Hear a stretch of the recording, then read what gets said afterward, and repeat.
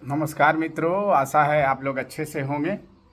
आज मैं आपको बता रहा हूँ पंचप्रयाग और पूरे गंगा रिवर सिस्टम को कौन सी नदी मिलती है, कहाँ मिलती है, कैसे कैसे मिलती है और कहाँ ख़त्म होती है, ये सारा आपको आज इस वीडियो में मिलेगा। तो देखते हैं। उत्तराखंड में दो बड़ा महत्वपूर्ण ग्लेशियर हैं, गंगोत्री और संतोपत। यहाँ से गंगोत्री से भागीरथी निकलती है और संतोपत से अलकनंदा निकलती है और ये दोनों नदी जाकर के देवप्रयाग में मिलते हैं और वहीं से गंगा नदी की शुरुआत होती है।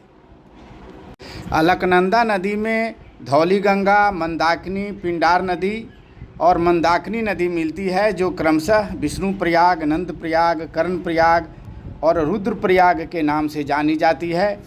और एक देवप्रयाग, ये मिल करके पांचों मिल करके पंचप्रयाग बनाते हैं, जो सनातन धर्म के लिए बड़े ही पूजनीय हैं और लगातार श्रद्धालुओं का यहाँ जाने के लिए तांता लगा रहता है।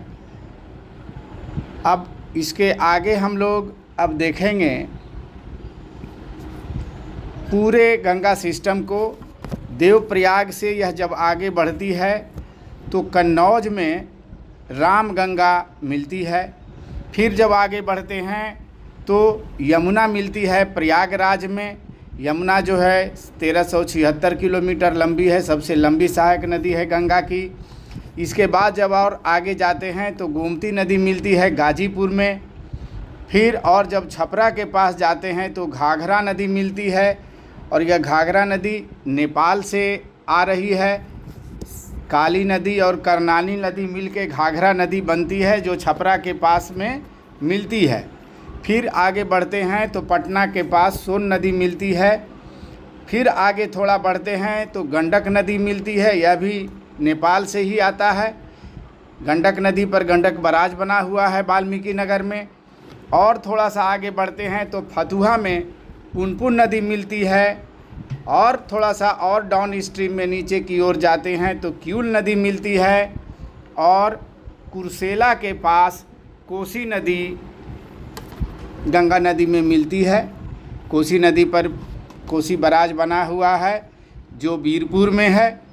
और जब हम आगे थोड़ा बढ़ते हैं तो महानंदा नदी भी गंगा नदी में मिलती है।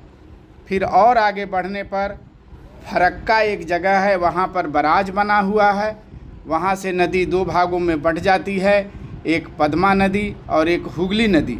हुगली नदी कलकत्ता की ओर चली जाती है और पद्मा नदी बांग्लादेश में चली जाती है। यही हुगली नदी फिर आगे जा कर के डेल्टा बनाते हुए फिर गंगा नदी में मिल जाती है। यह वीडियो परीक्षा की तैयारी कर रहे सारे विद्यार्थियों को शेयर कीजिए ताकि वे परीक्षा में अव्वल आ सकें। 2-4 क्वेश्चन लगातार नदियों से पूछे जा रहे हैं।